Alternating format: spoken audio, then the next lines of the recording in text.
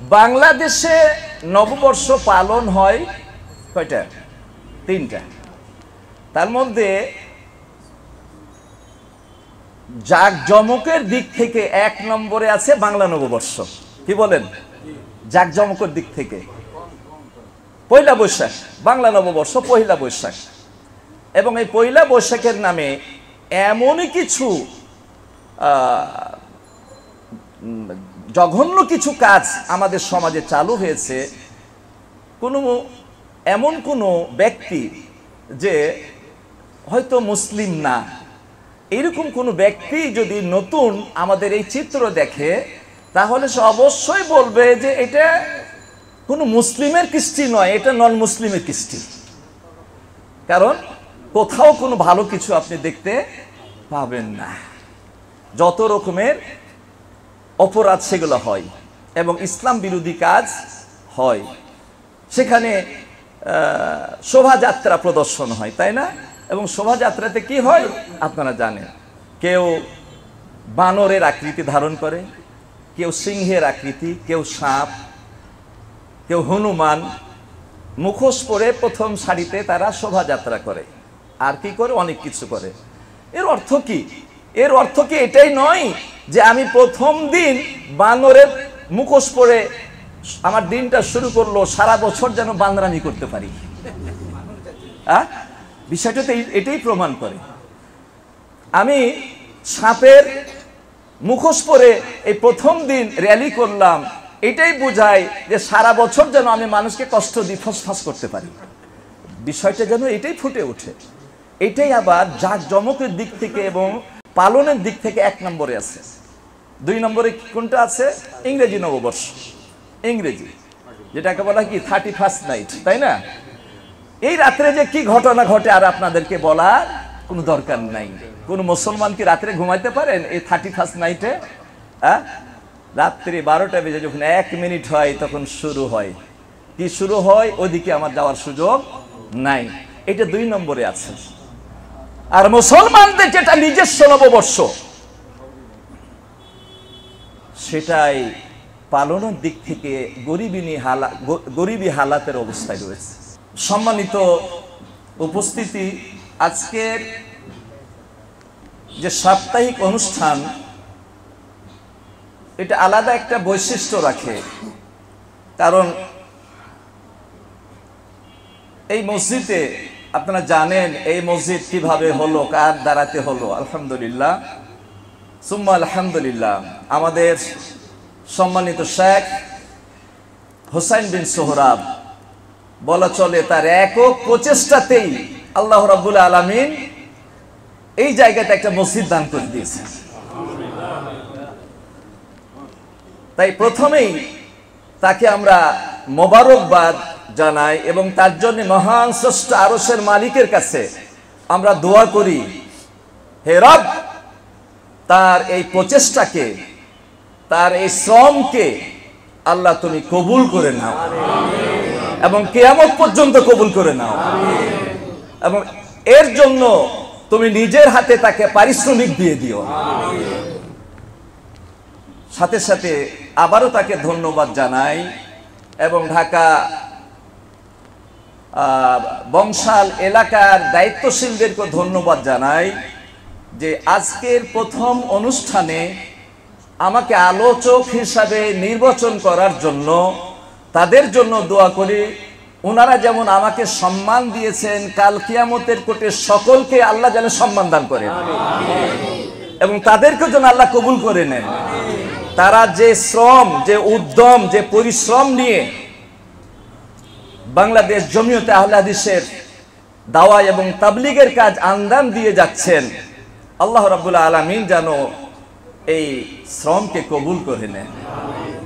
সম্মানিত উপস্থিতি, আপনাদের স্বতঃস্ফূর্ত ভাব, আজকে বিষয় নিয়ে তো কিছু কথা বলবোই, তার আগে আপনাদেরকে আমি একটা সুসংবাদ দিতে চাই। দিব? আপনারা যে কষ্ট করে আসছেন আজকের আলোচনা শোনার জন্য, উদ্দেশ্য কি? কিছু কোরআন এবং হাদিসের কথা শুনবো এবং তা আমাদের জীবনে বাস্তবায়িত করব, এটাই তো আমাদের উদ্দেশ্য। এই দ্বীনি জ্ঞান আল্লাহ রাব্বুল আলামিন তাকেই দেন যাকে মহান আল্লাহ পছন্দ করেন। আল্লাহু আকবার। তাহলে আপনারা যারা এখানে এসেছেন, প্রথম সুসংবাদ হচ্ছে যে আল্লাহ রাব্বুল আলামিন আপনাদেরকে পছন্দ করেছেন বলে আপনারা এসেছেন। মজলিস তো কত রকমেরই না হয়, তাই না? দ্বীনি, বেদিনী, বেদিনীর কথা বাদই দিই, দ্বীনি মজলিসের নামে এমন কিছু মজলিস হয় যেটা বেদিনের চাইতেও মারাত্মক কিছু মজলিস, এগুলো কিন্তু দ্বীনের নামে হয়, এগুলাও দ্বীনের নামে হয়। আর বিশেষ করে বাংলাদেশের মুসলমান খুব সরল মনা, দ্বীনের নামে, সবের নামে কিছু হলেই উপচে পড়ে। এটা বুঝতে পারে না যে অনেক জায়গাতে দ্বীনের মজলিসের নামে বেদিনী মজলিস চলে, যেমন ওরস, মাতম, মাসিয়া, এই যে কতগুলা বিষয়, এগুলা কাওয়ালি, এগুলা দ্বীনের নামে বেদিনী মজলিস চলে। আর এখানে দুটা কারণে তারা ধোঁকা খেয়ে যায়। একটা কারণ হচ্ছে তাওহীদের জ্ঞানের অভাব, তাওহীদ সম্পর্কে জ্ঞানের অভাব। আর দ্বিতীয় কারণ হচ্ছে এই সমস্ত অনুষ্ঠানের একেবারে সিংহভাবে এমন কিছু পোশাক পরিহিত ব্যক্তিবর্গ যাকে দেখলে আপনি মনেই করতে পারবেন না যে এই সব পোশাক পরিহিত ব্যক্তিদের দ্বারাতে কি কোনোদিন অনইসলামিক কাজ হতে পারে, দ্বীনের নামে বেদিনী কাজ হতে পারে, আপনি ধারণাই করতে পারবেন না। তাদের পাঞ্জাবির ঝুল আর টুপি আর দাড়ি দেখে আপনি বুঝতেই পারবেন না যে এখানে দ্বীনের নামে কোনো বেদিনী অনুষ্ঠান হচ্ছে। এই কথাটা ঠিক কিনা? তো আল্লাহর শুকরিয়া যে আমরা দ্বীনের নামে যে অনুষ্ঠানের জন্য আপনাদেরকে ডাক দিয়েছি, এখানে শুধুমাত্র কেবলমাত্র দ্বীনেরই কথা আলোচনা হয়, এখানে শুধুমাত্র ইসলামেরই কথা আলোচনা হবে। আর ইসলাম কি? কোরআন এবং হাদিস ছাড়া ইসলামে আর কোনো কিছু নাই। এখানে আল্লাহ ওয়া ক্বালার রাসূল, এই দুই কলা ছাড়া আর কোনো কথা আলোচনা হয় না। আলহামদুলিল্লাহ। তো আপনাদেরকে সুসংবাদ আরেকটু দিয়ে আমার সংক্ষিপ্ত কথা কিছু বলবো। আসলে আজকে যে আমরা একত্রিত হতে পেরেছি, কিছু সময় তো গেছে, আপনারা জানেন, এটাই হচ্ছে বড় বড় কথা। আপনারা যে এই মসজিদকে যে এতভাবে কবুল করেছেন তারই প্রমাণ বহন করে আজকের উপস্থিতি। আলহামদুলিল্লাহ, আলহামদুলিল্লাহ।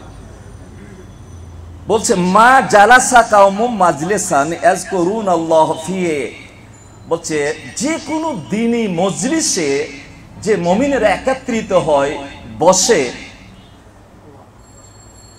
যেখানে কি হয়?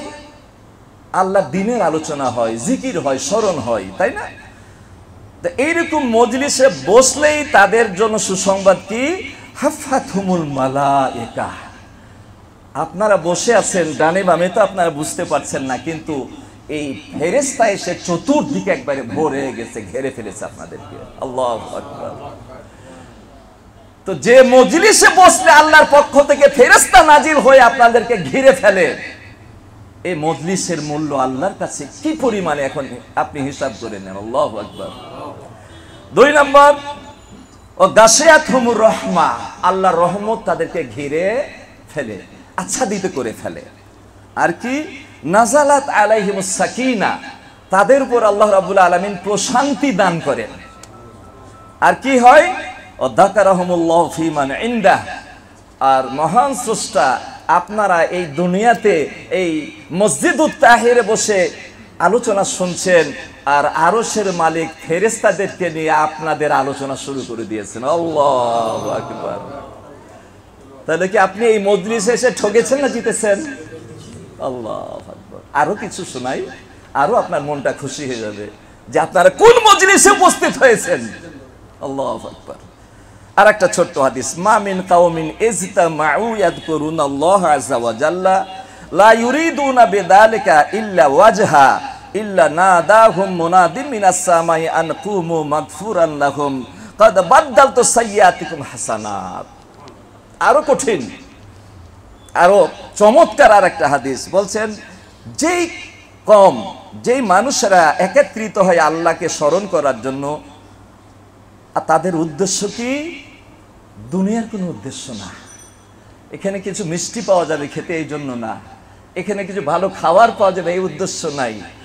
এখানে আসলে মানুষেরা আমাকে ভালো বলবে, আমার সুনাম করবে, আরে ছেলেটা তো দিনদার, দিনই মজলিসে দেখলাম, এইরকম উদ্দেশ্য নাই। উদ্দেশ্য কি? একমাত্র উদ্দেশ্য যে ইল্লাহ ওয়াজহা, শুধুমাত্র কেবলমাত্র আল্লাহর রেজামন্দি তাদের উদ্দেশ্য। এই মজলিসে এসে দুনিয়ার কারো কাছে কিছু পেতে চায় না, কিন্তু আরশের মালিকের কাছে তারা পেতে চায়। কি পেতে চায়? আল্লাহর ভালোবাসা, আল্লাহর রেজামন্দি, আল্লাহর খুশনুদি, আল্লাহর নৈকট্য তারা পেতে চায়। আল্লাহকে রাজি আর খুশি করার জন্যই এখানে এসেছে, পৃথিবীর কাউকে রাজি খুশি করা উদ্দেশ্য না। এই উদ্দেশ্যে যখন সে আসবে আর মজলিস থেকে যখন মজলিস শেষ করে, আলোচনা শেষ করে সে যখন ফিরে যাবে, তখন আসমান থেকে একজন আহ্বানকারী চিৎকার দিয়ে, না দায়ু না দিয়ে, মানে আস্তে ডাকা না, চিৎকার দিয়ে ডাকা, উচ্চ স্বরে ডাকে, ডেকে কি বলবেন? যে আনকুমু, আল্লাহর বান্দারা,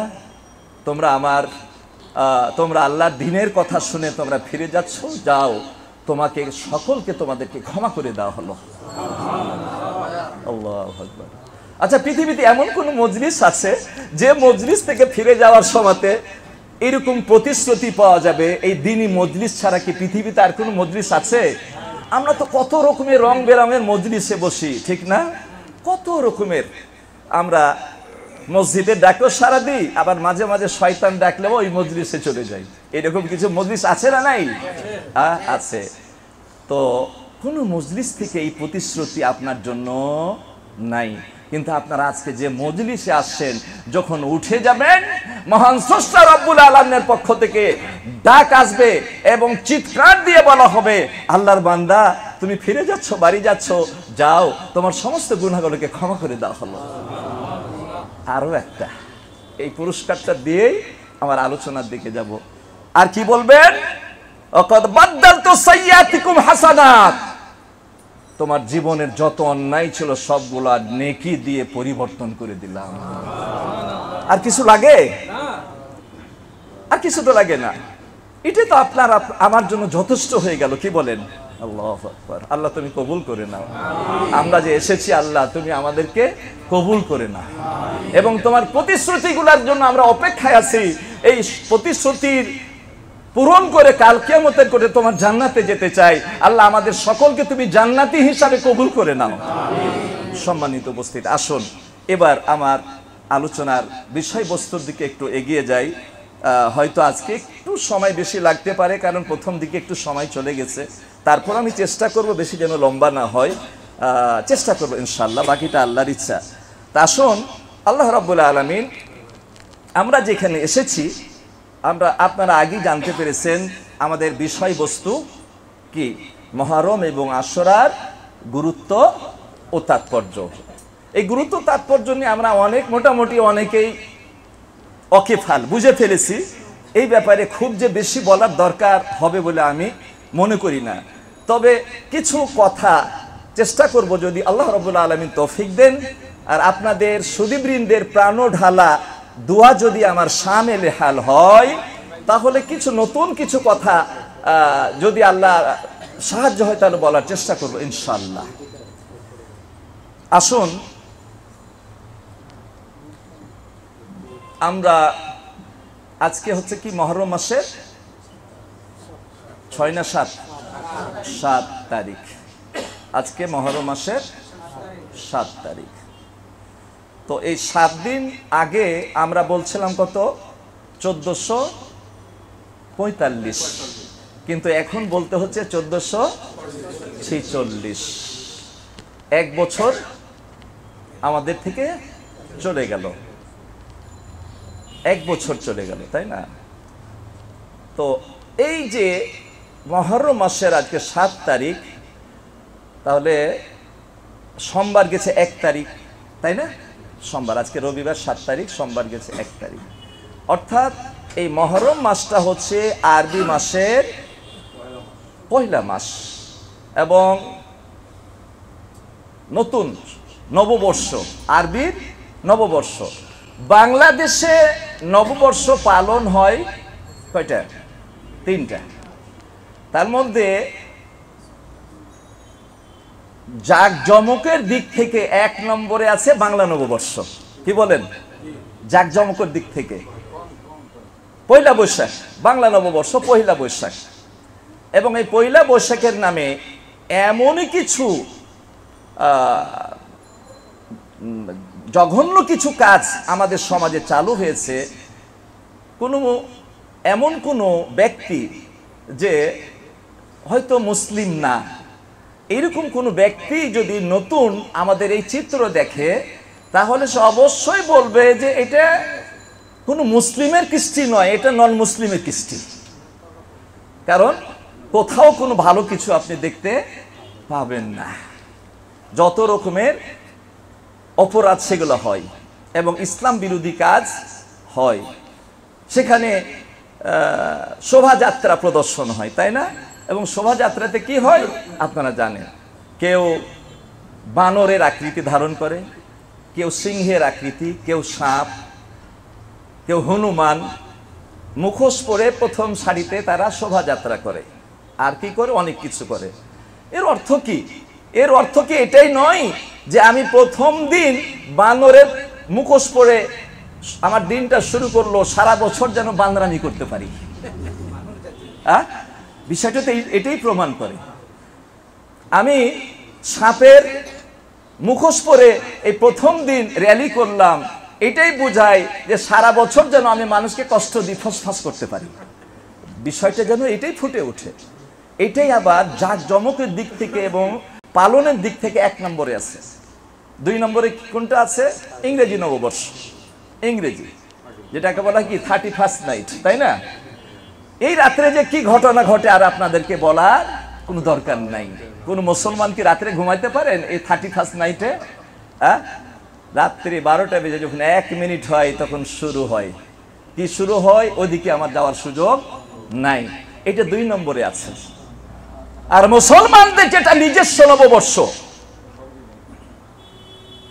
সেটাই পালনের দিক থেকে গরিবী হালাতের অবস্থায় রয়েছে। কখন যে নববর্ষ চলে যায়, কখন যে কয় তারিখ হয়, এই আরবি নববর্ষটাই হচ্ছে মুসলিমদের নিজস্ব নববর্ষ।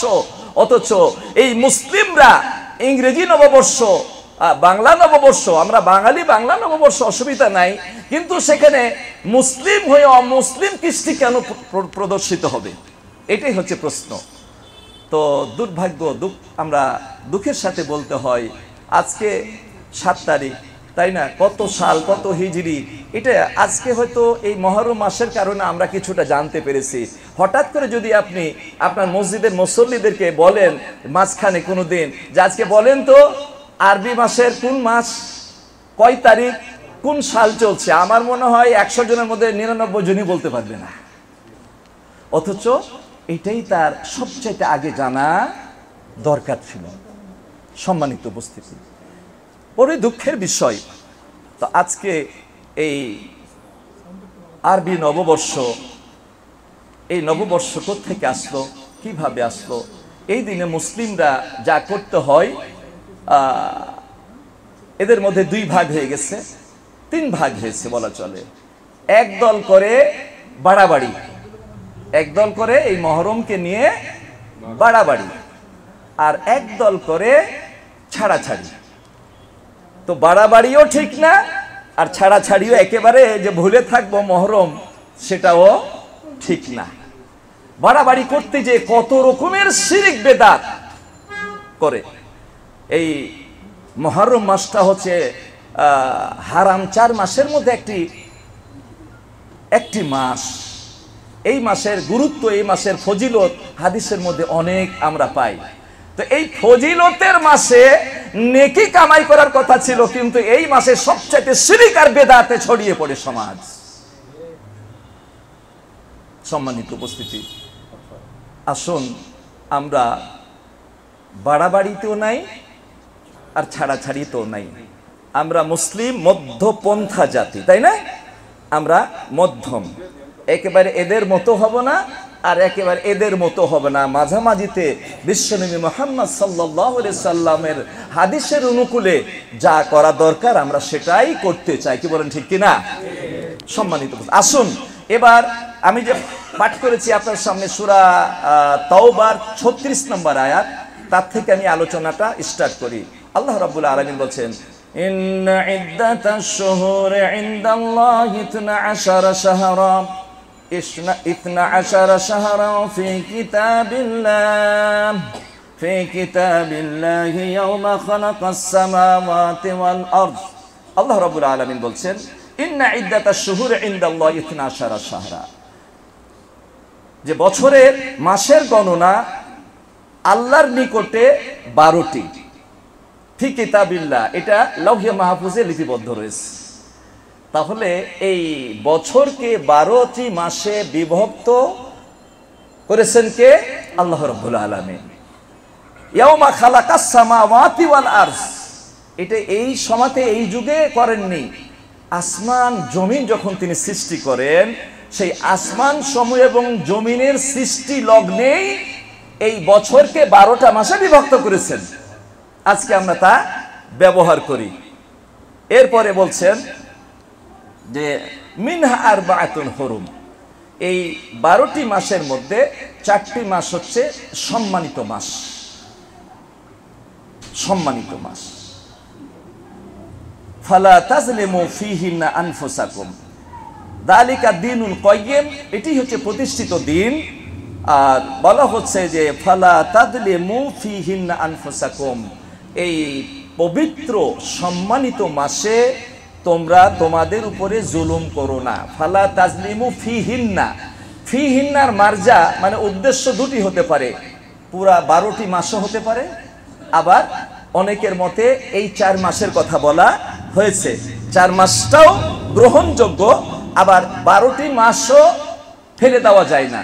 কারণ এই 4 মাসে শুধু আপনি জুলুম করবেন না, এই 4 মাসে কোনো রকমের অন্যায় অপরাধ করা যাবে না, আর 8টা মাসে করা যাবে, বিষয় কি তাই?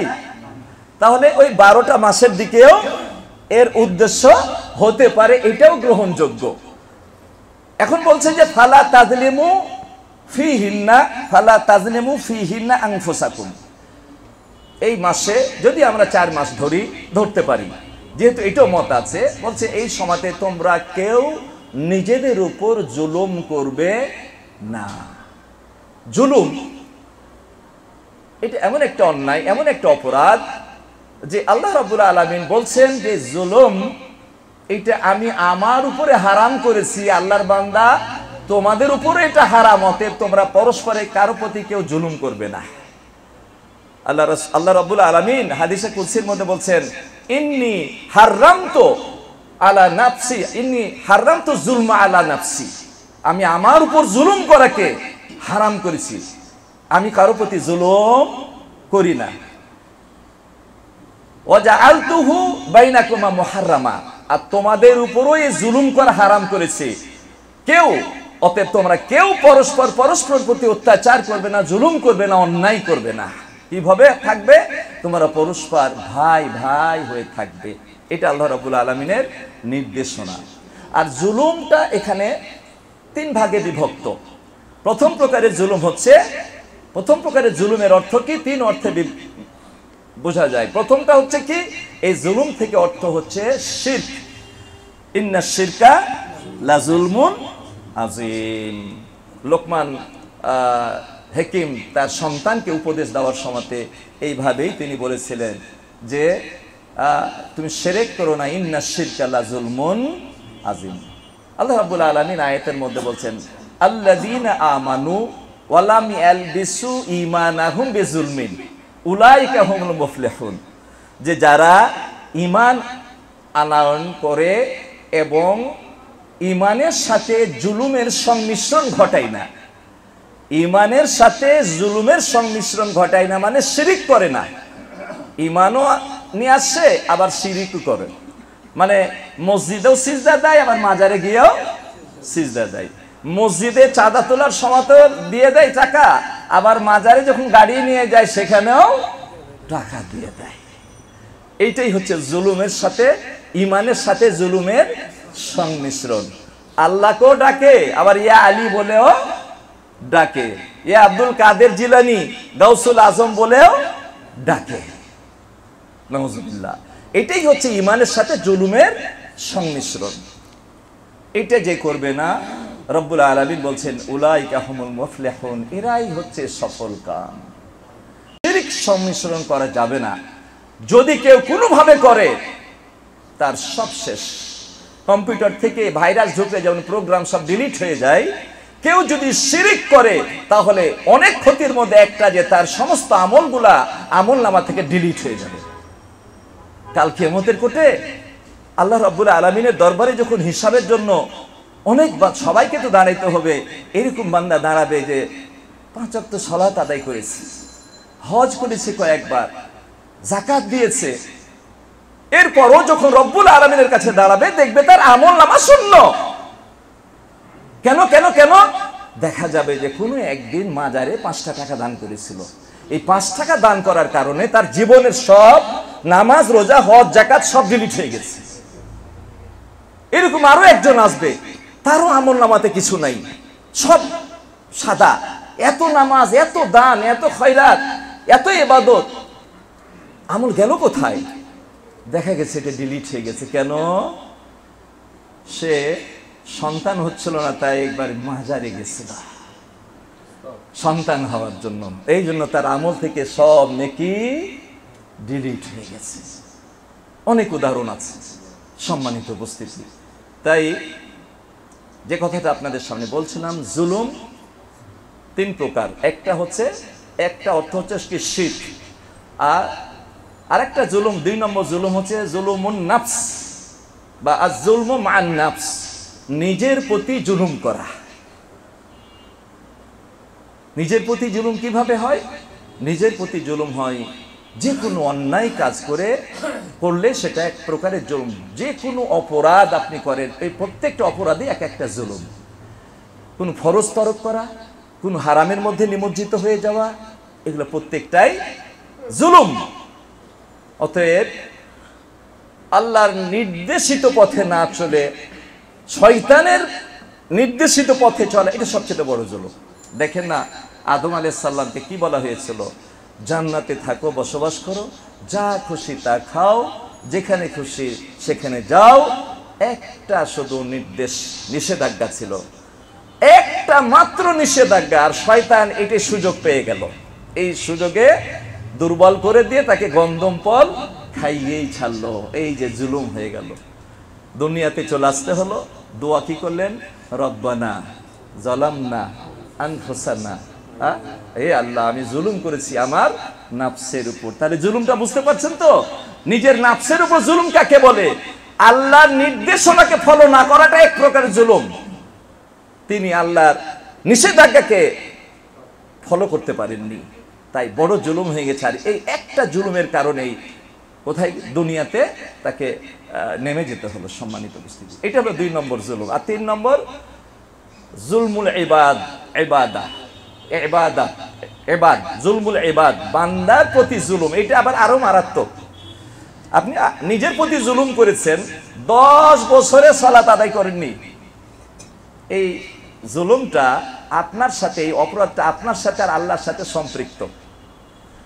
আর এই আল্লাহর সাথে যে অপরাধটা সম্পৃক্ত, আপনি খালি রব্বুল আলামিনের দরবারে শুধু রব বলে ডেকে যদি একবার ক্ষমা চান, আল্লাহ আপনাকে ক্ষমা করে দিবেন। ইস্তেগফারটা হতে হবে আন্তরিকতার সঙ্গে, আর এর সঙ্গে তওবা জড়িয়ে দিলে তো সব অপরাধ খালি ক্ষমা হবে না, নেকিতে পরিণত হয়ে যাবে। আল্লাহু আকবার।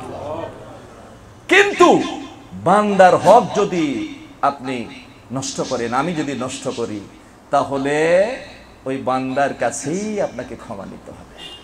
বান্দার কাছে যদি আপনি ক্ষমা না নিয়ে মালিকের দরবারে যান, তাহলে আটকা পড়ে যেতে হবে। বান্দার কাছেই ক্ষমা নিতে হবে। বান্দার হক বড়ই মারাত্মক। তো আমরা বুঝলাম কি? জুলুম। এখান থেকে, এই আয়াত থেকে এটাই বোঝা যাচ্ছে যে আল্লাহ রাব্বুল আলামিন বছরকে 12টি মাসে বিভক্ত করেছেন। এটা একটা আল্লাহর নিয়ামত, এবং এর মধ্যে 4টি মাসকে তিনি করেছেন সম্মানিত। মিনহা আরবাআতুন হুরুম। বুখারী শরীফের হাদিসে বিদায় হজের ভাষণে বিশ্বনবী মুহাম্মদ সাল্লাল্লাহু আলাইহি সাল্লাম তিনি এইভাবে বলেছেন, গরম লাগছে, একটু বাতাসের দরকার, একটু আস্তে করতেন তো। আলহামদুলিল্লাহ, আমাদের মাঝে আমাদের সম্মানিত আসেন, ভিতরে চলে আসেন, এখানে জায়গা আছে, আলহামদুলিল্লাহ চলে আসেন। আসলে আজকের অনুষ্ঠানটা একটু যেন ব্যতিক্রম ধর্মী অনুষ্ঠান হচ্ছে, মাশাআল্লাহ, তাই না? এটা আপনারা দেখতেই পাচ্ছেন, আলহামদুলিল্লাহ। তো যে কথাটা আমি বলছিলাম যে বুখারী শরীফের হাদিসে বিদায় হজের ভাষণে বিশ্বনবী মুহাম্মদ এই কথাটি তুলে ধরেছিলেন যে জামানা আগের অবস্থাতেই ফিরে এসেছে, জামানা আগের সাথেই ফিরে এসেছে এবং মাস হচ্ছে 12টি, তার মধ্যে 4টি হচ্ছে সম্মানিত মাস, সালাসুন মুতাওয়ালিয়াতুন, 3টি হচ্ছে পরস্পর, জিলকদ, জিলহজ আর মুহররম, রজব ও মুজারা, আর মুজারা গোত্রে যে রজব সেই রজব। এইভাবে 4টি মাস সম্মানিত, তার মধ্যে মুহররম মাস সম্মানিত।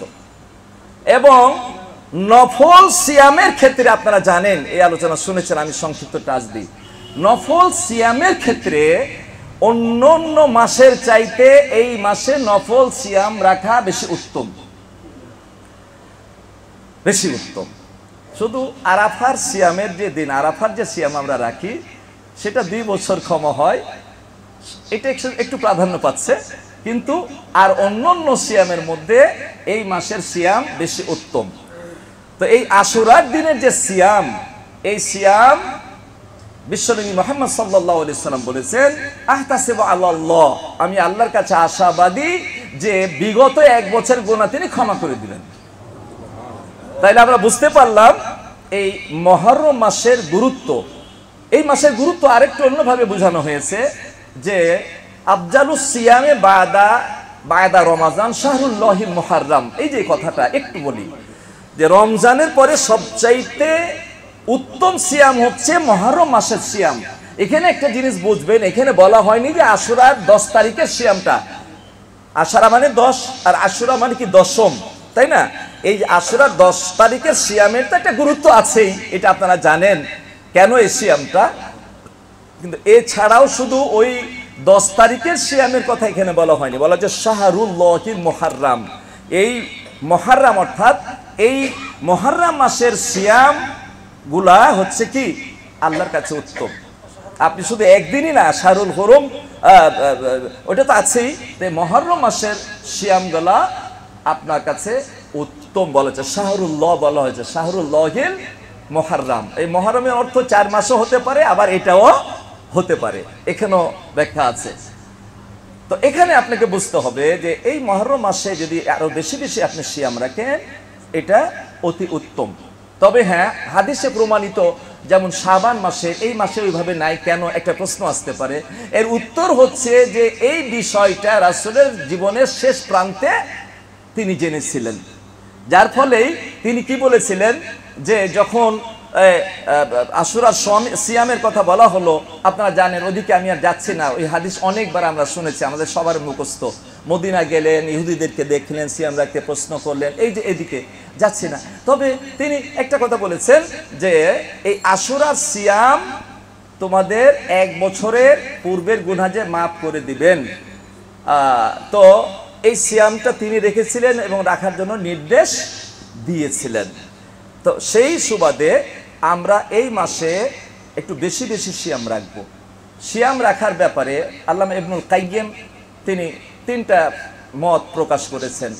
একটা মত প্রকাশ করেছেন যে 9, 10, 11 রাসূল যে বলেছেন লা আসুমান্না তাসে, যদি আগামী বছর বেঁচে থাকি তাহলে আমি 9 তারিখও রাখবো। সাহাবা ইকরামদের প্রশ্নের উত্তরে তিনি বললেন যে ইহুদিরা রাখে, তাদের সাথে মিল হয়ে যাচ্ছে, তো খালিফুল ইয়াহুদ ওয়ান নাসারা, এই যে কথাগুলা, তো তিনি বলে রাখবো, কিন্তু আর রাখার সুযোগ পাননি। তার এই মুহররম আসার আগে তিনি দুনিয়া থেকে ওফাত হয়ে গিয়েছিলেন। তাহলে বোঝা যাচ্ছে এই বিষয়গুলা তার জীবনের শেষ প্রান্তে এসে তিনি জেনেছিলেন। এই জন্য বেশি বেশি সিয়াম রাখার বিষয়ে আমরা পাই না। তবে হাদিসে প্রমাণিত হয় শাহরুল্লাহিল মুহাররম, এই মাসে বেশি বেশি সিয়াম রাখলে আপনার জন্য কল্যাণকর। ইমাম ইবনুল কাইয়্যিম বললেন যে 9, 10, 11 এটা হলো মুকাম্মাল। কারণ সুমু কাবলাহু ইয়াওমান আও বাদাহু ইয়াওমান, রাসূল বললেন আরেকটা হাদিসে যে 10 তারিখে তো রাখবেই, তার আগে একটা অথবা তার পরে। আবার এই হাদিসটা আরেকটা রিওয়ায়াতে যে সুমু কাবলাহু ইয়াওমান ওয়া বাদাহু ইয়াওমান, আও আর ওয়াওয়ের পার্থক্য। আও মানে অথবা, আর ওয়া মানে হচ্ছে এবং। বলছে তার আগের একদিন এবং পরের একদিন তোমরা সিয়াম রাখবে। তো এই হাদিস থেকে, যদিও হাদিসটার ব্যাপারে একটু কিংবদন্তি আছে, তারপরে বড় বড় ওলামায়ে কেরাম এই ব্যাপার নিয়ে আলোচনা করেছেন, তাই আমিও করছি। তো ইবনুল কাইয়্যিম বলছেন যদি 3টা রাখা হয় একবারে পুরা হয়। এরপরে হলো 2টা, 9 এবং 10। কেউ যদি এটাও না রাখতে পারে, শুধু যদি আশুরার দিনে 10ম তারিখে যদি রোজা রাখে, তাহলেও তার পূর্বের 1 বছরের গুনাহ আল্লাহ রাব্বুল আলামিন ক্ষমা করবেন, এই হাদিসের অনুযায়ী ইনশাআল্লাহ। আর যদি এই মাসে বেশি বেশি সিয়াম রাখে বেশি উত্তম, যেহেতু হারাম মাস। আপনি যদি মনে করেন 9, 10, 11, আর যদি 12টা রেখে দিতে পারেন নফল হিসাবে, তাহলে পরের 3টা কিন্তু আইয়ামে বীজ চলে আসলো। 13, 14, 15 যারা আইয়ামে বীজের সিয়াম রাখতে অভ্যস্ত, তাহলে 9 থেকে একবারে 13 পর্যন্ত একটা না 6 দিন না 7 দিনের একটা প্যাকেজ হয়ে গেল। আপনি এইভাবেও রাখতে পারেন, যেহেতু এই মাসের ফজিলত অনেক। সম্মানিত উপস্থিতি, আসুন এই মাসে আমরা কত রকমের কিছু আমরা দেখতে পাই, এই নিয়ে 2টি কথা আপনাদের সামনে বলতে হয়।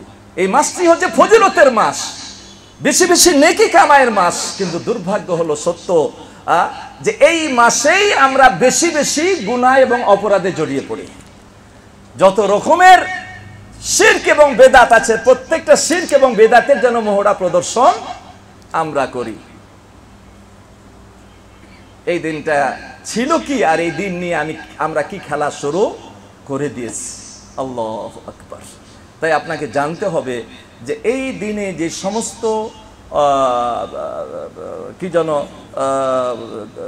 শিরক এবং বেদাত হয়, এগুলাকে চিহ্নিত করে এই শিরক এবং বেদাত থেকে আপনাকে বাঁচতে হবে।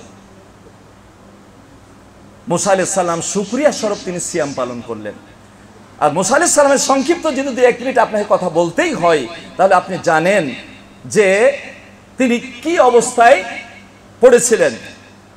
মুসা আলাইহিস সালামের জন্ম সময় নিয়ে কি ঘটনা, আল্লাহু আকবার। মুসা আলাইহিস সালামের জন্ম নিবে, তার জন্মের আগেই জ্যোতিষী বলল তো এমন এক সন্তানের জন্ম হবে ফেরাউনকে যে তার হাতে আপনার পতন ঘটবে। লক্ষ লক্ষ মুসা আলাইহিস সালামকে মারার জন্য লক্ষ লক্ষ সন্তানকে জবাহ করা হয়েছিল। আল্লাহু আকবার। কিন্তু দেখেন আল্লাহর ক্ষমতা কাকে বলে। এই ইতিহাস শুধু নয়, এগুলো থেকে শিখতে হবে আপনাকে আমাকে, শিক্ষা গ্রহণ করে। আজকে আমরা কিছু শিক্ষণীয় বিষয় আলোচনা করব।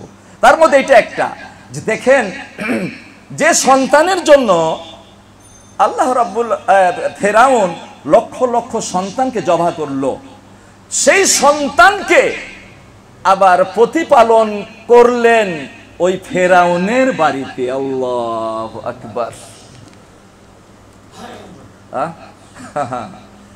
একেই বলা হয় আল্লাহ। এর নাম কি?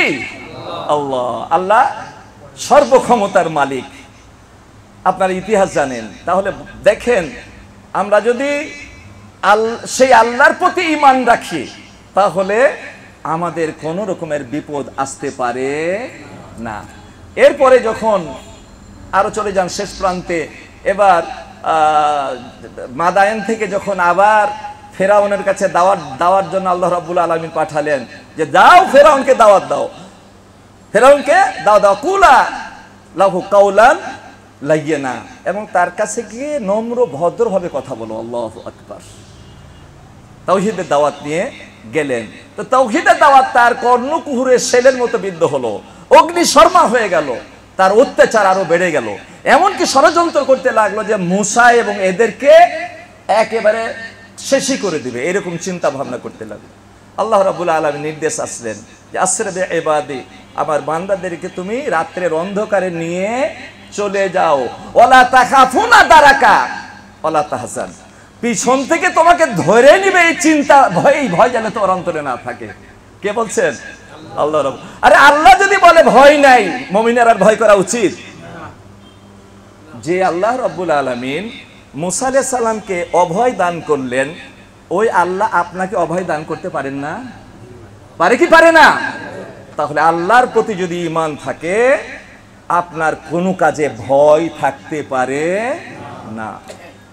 রাত্রে 6 লক্ষর উপরে অনুসারী বনি ইসরায়েলকে নিয়ে তিনি চলে গেলেন, লোহিত সাগরের প্রান্ত দেশে পৌঁছে গেছেন।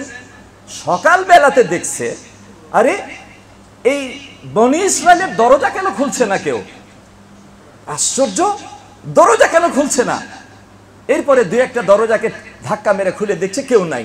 আর একটা বাড়িতে যাচ্ছে কেউ নাই, আর একটা বাড়িতে যাচ্ছে কেউ নাই। আশ্চর্য!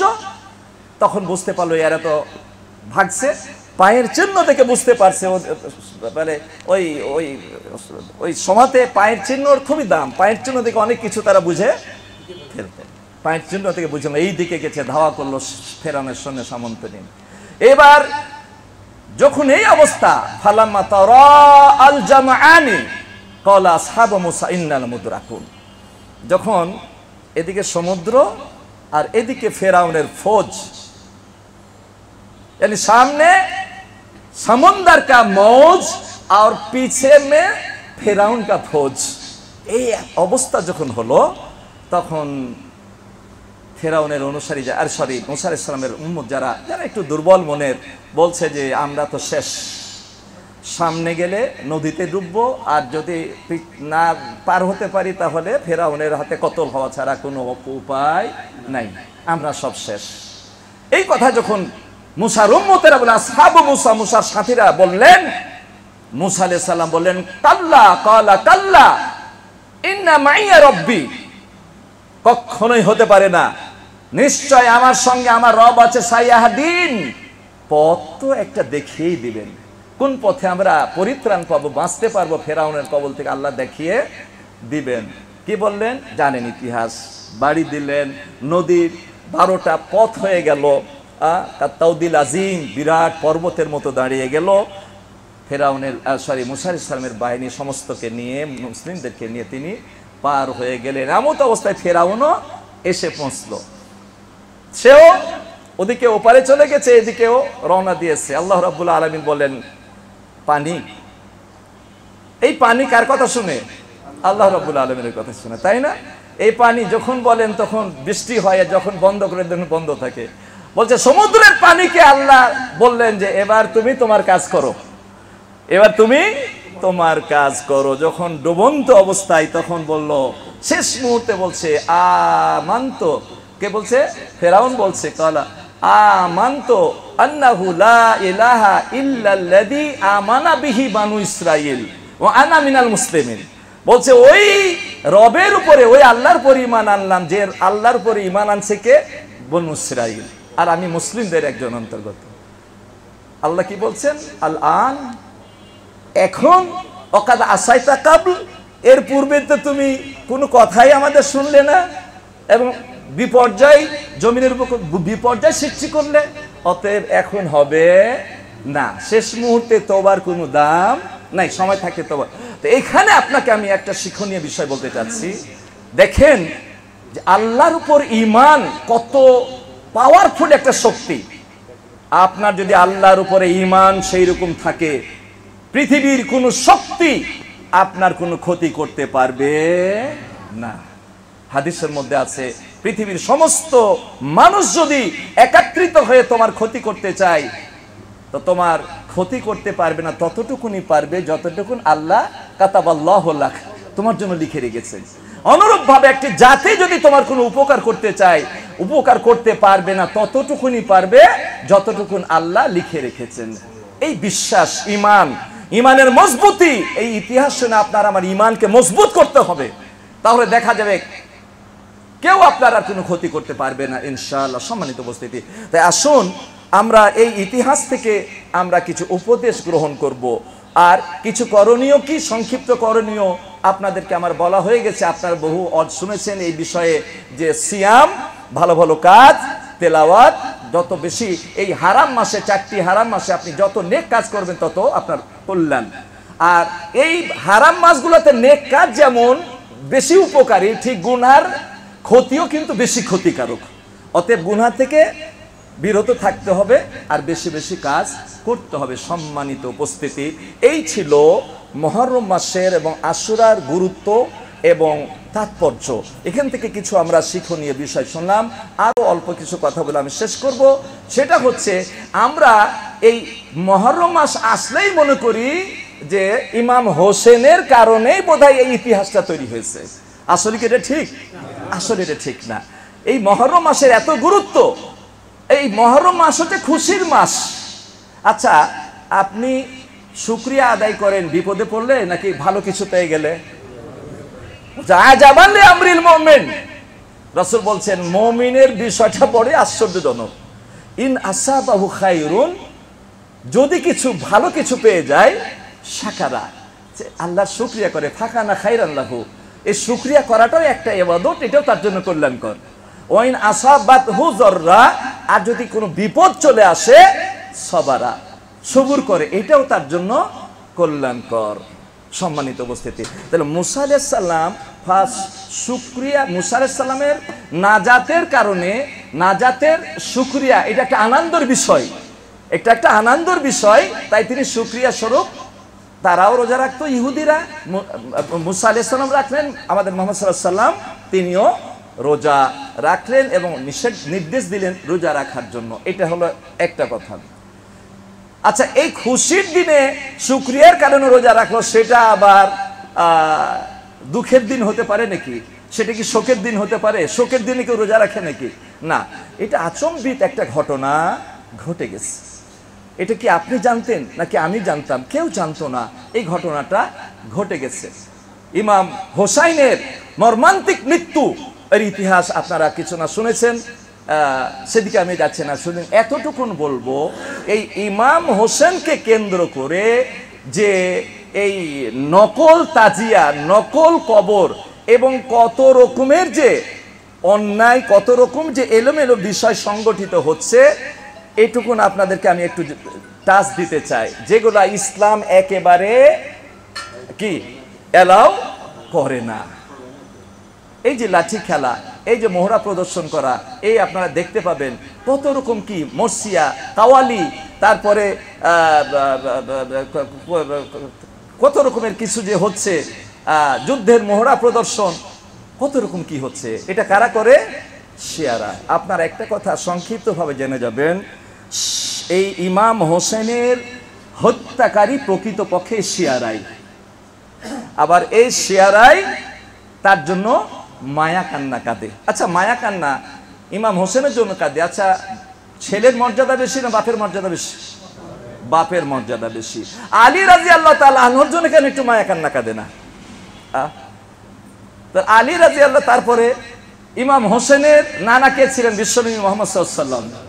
তার ব্যাপারে কেন একটু কান্না কানে না? তাহলে কি বোঝা যাচ্ছে এর মধ্যে বিরাট একটা ষড়যন্ত্র, অনেক ইতিহাস, সেগুলো তো আজকে বলার কোনো সুযোগ নাই।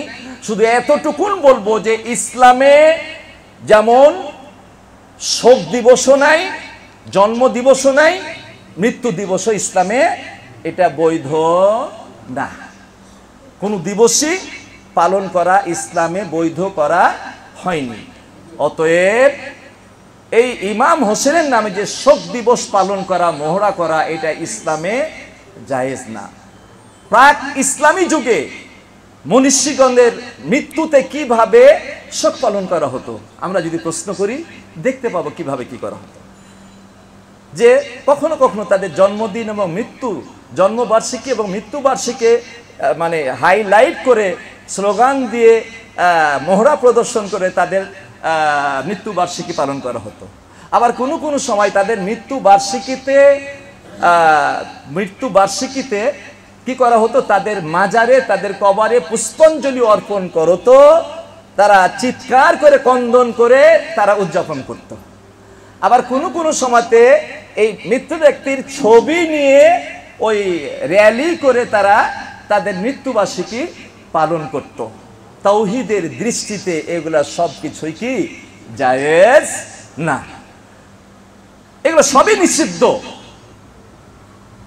বিশ্বনবী মুহাম্মদ সাল্লাল্লাহু আলাইহি সাল্লাম তার সন্তান ইব্রাহিম যখন মারা গেলেন তখন বিশ্বনবী মুহাম্মদ সাল্লাল্লাহু আলাইহি সাল্লাম কি বলেছিলেন? তিনি চোখ দিয়ে দরদর করে পানি পড়ছে। সাহাবায়ে কেরাম বলছেন, ইয়া রাসূলুল্লাহ আনতা, আপনি এটা নিষেধ করেছেন, আপনি কিভাবে এটা করতে পারেন? বিশ্বনবী মুহাম্মদ সাল্লাল্লাহু আলাইহি সাল্লাম তিনি বললেন, ইন্নাল আইনা তাদমাউ ওয়াল কালবু ইয়াহজান, অন্তর ব্যথাতুর, আমার সন্তান ইব্রাহিমের জন্য আমার অন্তরে বড় কষ্ট। ওয়াল আইনু তাদমা, অশ্রু নয়ন যুগল অশ্রুপাত করছে। ওয়ালা নাকুলু ইল্লা মা ইয়ারজা রাব্বুনা, আর আমার মুখ দিয়ে সেই কথাই বের হবে যে কথাতে আমার মালিক রাজি হয়ে যান। আল্লাহু আকবার। বিপদে পড়লে, মৃত্যু ঘটলে মুমিন কি করবে, মুসলিম কি করবে? সেই আদর্শটা গ্রহণ না করে সেই আদর্শকে বৃদ্ধাঙ্গুলি দিয়ে আমরা শোক দিবস পালন করবো, এটা কি হয় না। তার মেয়ে জাইনাবের সন্তান মারা গেল। বিশ্বনবী মুহাম্মদ সাল্লাল্লাহু আলাইহি সাল্লাম বাসায় নাই, দূরে। জাইনাব মেয়ে খবর পাঠালেন বাবাকে, যে আসতে বললেন। তাৎক্ষণিক তিনি আসতে পারলেন না, দূতের মাধ্যমে তিনি পাঠিয়ে দিলেন, যাও জাইনাবকে বলো ইন্না লিল্লাহি মা আখাযা, জাইনাব তোমার সন্তান মারা গেছে, ইন্না লিল্লাহি মা আখাযা, আল্লাহ যা নিয়েছেন তা তারই, আল্লাহ যা নিয়ে নিয়েছেন তা তারই। ওমা লিল্লাহি মা আতা, আর যা দিয়ে রেখেছেন সেটাও তারই। কুল্লুন বিআজালিন মুসাম্মা, প্রত্যেকটা জিনিসের একটা নির্ধারিত সময় রয়েছে। ফাল তাসবির ওয়াল তাহতাসিব, বলছেন মেয়ে তোমার সন্তান মারা গেছে, তুমি কি করো? তুমি সবুর করো, আর এই সন্তানের জন্য তুমি নেকির আশা করো। আল্লাহু আকবার। কি বললেন তিনি, আর আমরা কি করি? সম্মানিত উপস্থিতি, যে কোনো বিপদে মুমিনের কি করণীয়, আর আমরা কি করছি? একটা ছোট্ট হাদিস বলি এখানে, বলে আমি শেষের দিকে নিয়ে যাব। আপনারা জানেন উম্মে সালমা তার স্বামী আবু সালমা রাসূলের কাছ থেকে একদিন একটা হাদিস শুনে আসছেন। হাদিস শুনে এসে খুব খুশি বলছেন, আমি একটা সুন্দর হাদিস শুনে আসছি। কি বলছে? কেউ কোনো মুমিন যদি তার বিপদে পড়ে ইন্না লিল্লাহ পাঠ করে, আর এই দোয়াটা যদি পাঠ করে, আল্লাহুম্মা আজুরনি ফি মুসিবাতি ওয়া আখলিফলি খাইরাম মিনহা, এই দোয়াটা যদি পাঠ করে, তাহলে তার যে নিয়ামতটা চলে গেছে তার চাইতে উত্তম নিয়ামত তাকে দান করবেন। তো রাসূলের কাছ থেকে, রাসূলের উম্মে সালমা আবু সালমার কাছ থেকে কথাটা শুনে তার খুব ভালো লাগছে, মুখস্থ করে ফেলছে। আবু সালমা মুখস্থ করছে, উম্মে সালমাও মুখস্থ করছে। আল্লাহু আকবার। বিপদে সবুরের যে কি রেজাল্ট, এটা আপনাকে আমি একটু দেখাচ্ছি 2 মিনিটে। এরপরে কি হলো? হঠাৎ করে ও আবু সালমা মারা গেলেন। এই খবর যখন উম্মে সালমাকে দেওয়া হলো, তখন উম্মে সালমা বলছেন, এই খবর পাওয়ার সাথে সাথে আমি আল্লাহ রাব্বুল আলামিনের নির্দেশ মোতাবেক আমি বললাম কি, ইন্না লিল্লাহি ওয়া ইন্না ইলাইহি রাজিউন। মুমিন যত বড়ই বিপদে পড়ুক না কেন, প্রথম কথা হবে ইন্না লিল্লাহি ওয়া ইন্না ইলাইহি রাজিউন। তারপরে যখন আমি তার পরের অংশটা পাঠ করব, যে আল্লাহুম্মা আজুরনি ফি মুসিবাতি ওয়া আখলিফলি খাইরাম মিনহা ওয়া আখলিফলি খাইরাম মিনহা, আল্লাহ তুমি আমাকে এর জন্য আমাকে বিনিময় দান করো, আর আমাকে তুমি আজুরনি ফি মুসিবাতি, আল্লাহ তুমি আমাকে বিনিময় দান করো, ওয়া আখলিফলি খাইরাম, যা হারিয়েছে তার থেকে উত্তম কিছু আমাকে দাও। আমি তখন মনে মনে ভাবছি, এই মদিনার মধ্যে আবু সালমার চাইতে তো ভালো মানুষ কাউকে দেখছি না। অর্থাৎ বলা হচ্ছে যা চলে গেছে তার থেকে উত্তম দিবে। তা আমার স্বামী আবু সালমা চলে গেছে, যে আবু সালমার চাইতে উত্তম স্বামী আল্লাহ আমাকে দিবে। এই দোয়াটা পড়ছি আর মনে মনে আমার চিন্তা হচ্ছে যে ওর চাইতে ভালো লোক কই মদিনাতে। তারপরেও যেহেতু রাসূল বলেছেন পড়লাম। আল্লাহু আকবার। এর পড়ার পরে পড়লাম। এরপরে যখন ইদ্দাতটা চলে গেল, হঠাৎ করে একটা বিয়ের পাইগাম আসলো তার কাছে। কিসের পাইগাম আসলো? বিয়ের পাইগাম আসলো। কার কাছে? উম্মে সালমার কাছে। এই বিয়ের পাইগাম কে পাঠালেন? এই পৃথিবীর মধ্যে সর্বশ্রেষ্ঠ ব্যক্তিত্ব বিশ্বনবী মুহাম্মদুর রাসূলুল্লাহ সাল্লাল্লাহু আলাইহি সাল্লামের পক্ষ থেকে বিয়ের পাইগাম আসলো। আল্লাহু আকবার। তাহলে আবু সালমান চাইতে উত্তম কেউ পেয়েছে না পাই নাই? তো এই যে রাসূলের যে দোয়া, কত বড় কার্যকারিতা তার, কিভাবে আল্লাহ কবুল করলেন। রাসূল বিয়ের জন্য, নিজে বিয়ে করার জন্য পাইগাম পাঠিয়ে দিয়েছেন। উম্মে সালমা বলছেন, ইয়া রাসূলুল্লাহ, আমার তো কয়েকটা সন্তান আছে, আমার মন তো ভালো নাই, আপনার তো যথাযোগ্য খেদমত আমি করতে পারবো না। তো বলছে, যখন তুমি আমার ঘরে আসবে তোমার মনে কষ্ট থাকবে না। ইয়া রাসূলুল্লাহ, আমার তো বেশ কয়টা সন্তান, এদেরকে নিয়ে আমি কি করব? বলে, তোমার সন্তানেরা তো আমারই সন্তান। বিয়ে হয়ে গেল। তাহলে বিপদে পড়ে এই দোয়া পাঠ করার যে কি রেজাল্ট, এর চাইতে বড় রেজাল্ট আর কিছু হতে পারে না। সম্মানিত উপস্থিত, তাই আসুন আমরা শোক দিবস পালন করব না, কারণ ইসলামে কোনো শোক দিবস বলে কোনো কিছু নাই। আমরা বিপদেও ইসলাম নির্দেশনা দিয়েছে কিভাবে আমরা করব, বিপদ বা শোকটাকে কিভাবে পালন করব, এবং কোনো খুশির খবর, ভালো কোনো নিয়ামত পেয়ে গেলে আমাদের কি করণীয় সেটাও ইসলাম আমাদেরকে বলে দিয়েছেন। তাই একজন মানুষ যদি বিপদে, ধরেন কেউ মারা গেল, ইসলাম এমন একটি জীবন ব্যবস্থা যে আপনার জন্ম থেকে নিয়ে মৃত্যু পর্যন্ত সব নির্দেশনা আপনি পাবেন। পরিশেষে আমি শুধু এতটুকু বলবো, একজন মারা গেছে, আপনি কি পরিমাণে শোক পালন করবেন সেই কথাও ইসলাম দিয়ে দিয়েছে। রাসূল সাল্লাল্লাহু আলাইহি ওয়াসাল্লাম বলেছেন, মা মিন ইমরাতিন তুমিনু বিল্লাহি ওয়াল ইয়াউমিল আখির, বলছে এমন কোন নারী নাই যে আল্লাহ এবং পরকালে বিশ্বাসী। আল্লাহ এবং পরকালে বিশ্বাসী যে নারী, সে নিজেকে মুমিন বলে পরিচয় দিবে, তার কি কাজ? সুখে দুঃখে সে কি বলবে? সে শোক পালনটা কি পরিমাণে করবে? বলছে, আনলা তুহিদ্দা আলা মাইয়াতিন ফাওকা সালাস, সে মৃত্যু, কেউ মারা গেছে আপনার কোনো আত্মীয়, এখানে যদিও নারীর কথা বলা হয়েছে যে শোক পালন করতে হলে কোনো নারীর যদি আত্মীয় স্বজন কেউ মারা যায় তাহলে 3 দিন শোক করতে পালন করতে পারবে, মানে অনাড়ম্বর জীবন।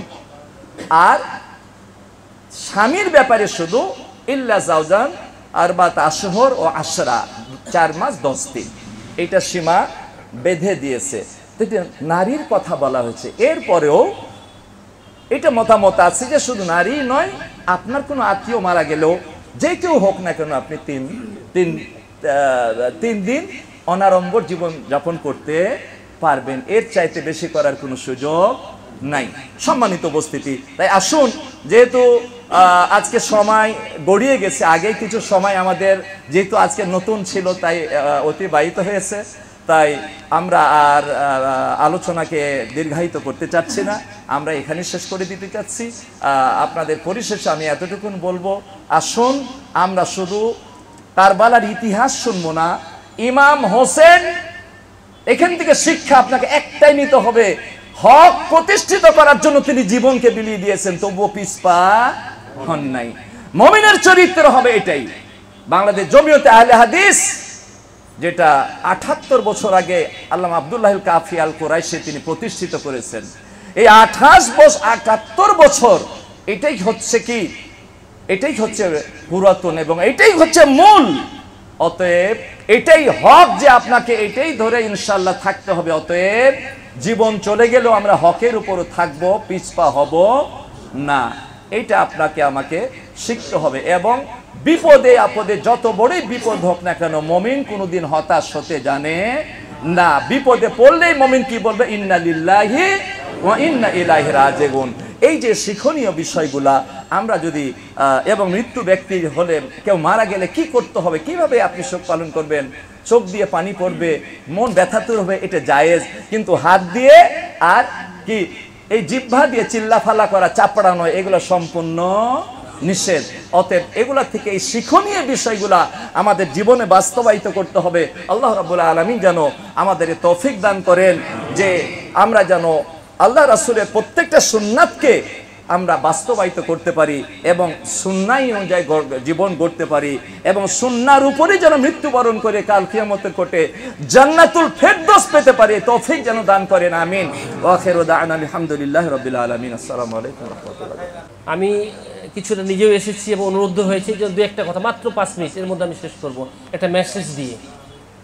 আজকের এই মসজিদুত তাহেরের সম্মানিত সভাপতি, সম্পাদক, কমিটির সম্মানিত সদস্যবৃন্দ এবং আমার সামনে উপস্থিত এই মসজিদের পরম সম্মানিত ইসলাম দরদি, জমিয়ত আহলে দরদি ভদ্র মহোদয়গণ, আজকে যে বক্তব্য হলো আমি আকণ্ঠ যেটা আমি অনুধাবন করেছি, শুনেছি এবং বুঝেছি। তবে একটি কথা খালি বলে রাখা ভালো, সেটি হলো এই, আল্লাহ নবী সাল্লাল্লাহু আলাইহি সাল্লাম ডিসিশন দিলেন যে আগামী বছর আমি 2টো রোজা রাখব। কি বলেন? তিনি সে সুযোগ পাননি। খুবই প্যাথেটিক।